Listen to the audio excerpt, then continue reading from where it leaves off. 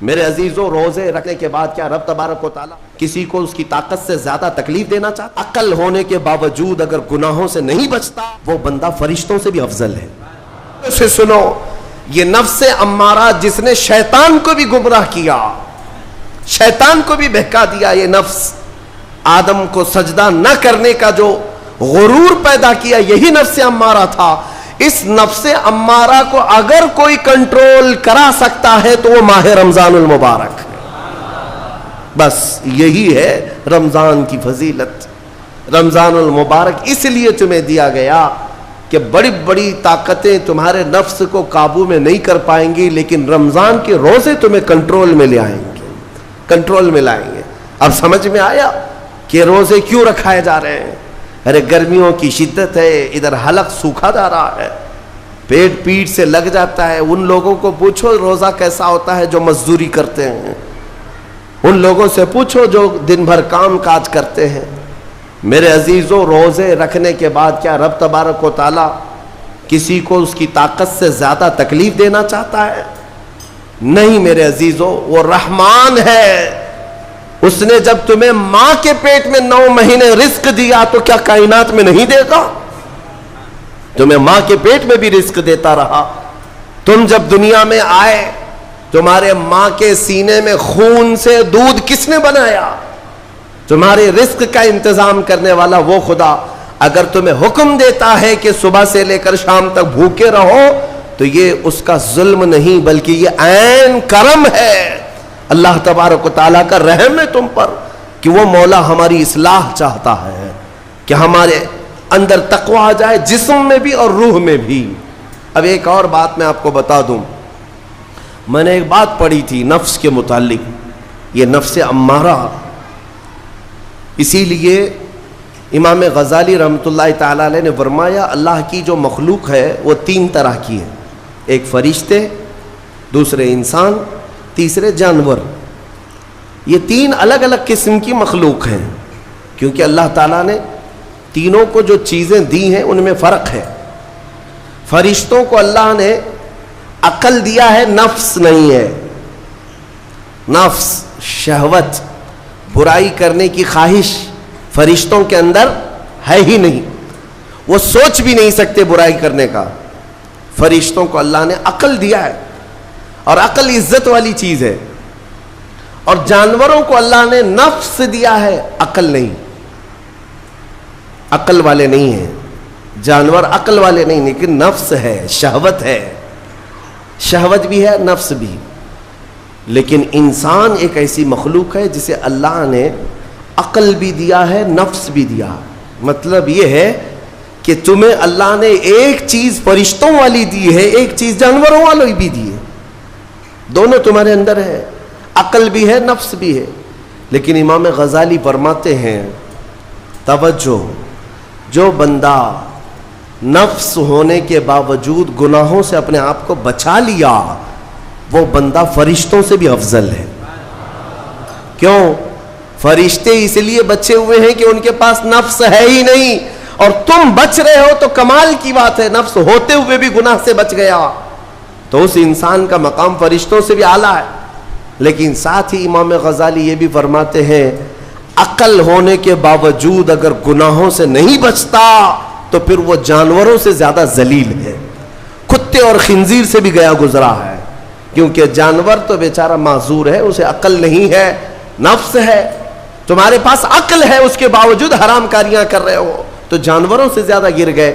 فیصلہ تمہارے ہاتھ میں ہے کہ تم کون سی زندگی گزارنا چاہتے ہو، کون سی، کہ تم نفس کے پجاری بن جاؤ یا عقل کا صحیح استعمال کر کے فرشتوں والی صفات پر عمل کرو۔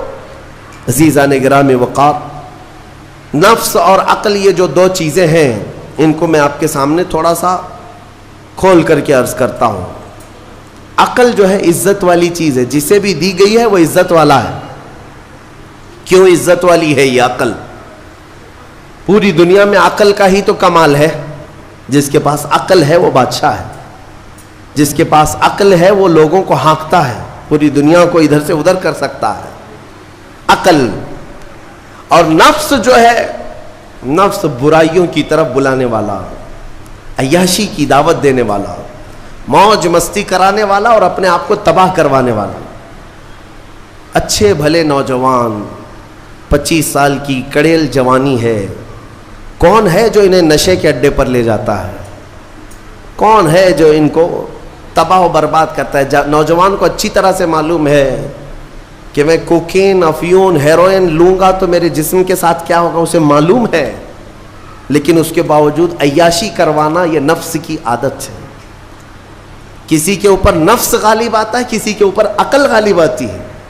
अकल जिसके ऊपर गालिब आ गई वो अच्छा आदमी है, नफ्स जिसके ऊपर गालिब आ गया वो शैतान का पुजारी हो गया, नफ्स की सुनने वाला। अब ये दोनों जो चीजें हैं मैं बताता हूं आपको। रिवायत में मिलता है कि जब अल्लाह ने अकल को भी पैदा किया और नफ्स को भी पैदा किया तो अपने सामने हाजिर किया, अकल से पूछा कि ए अकल बता मैं कौन हूं और तू कौन है?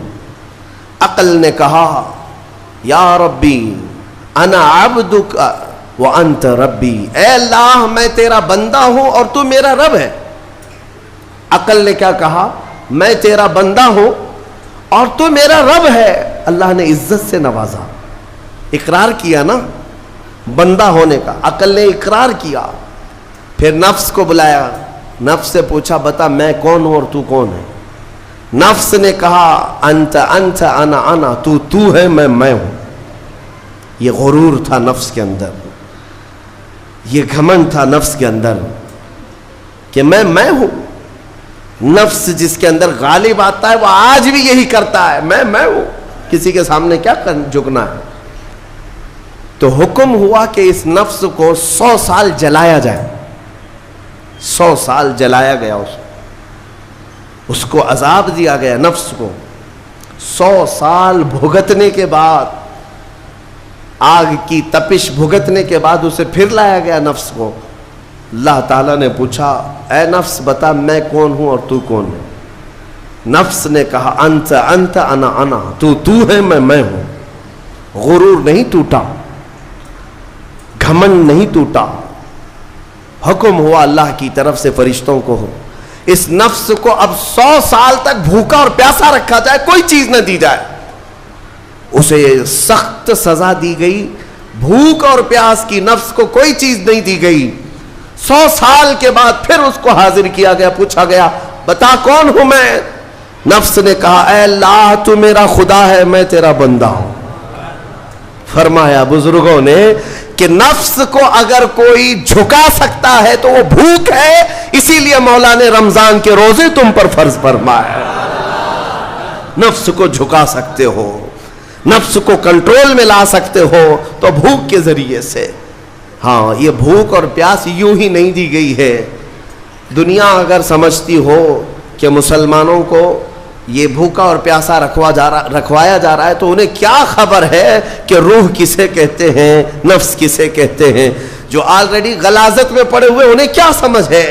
लेकिन अल्हम्दुलिल्लाह हमारा तसव्वुर है आखिरत का, हमारे यहाँ तसव्वुर है जन्नत का, हमारे यहाँ तसव्वुर है जहन्नम का, अल्लाह की बारगाह में हिसाब का। इसलिए जरूरी ये बन पड़ता है कि हम अपनी दुनिया में ही इस्लाह करें।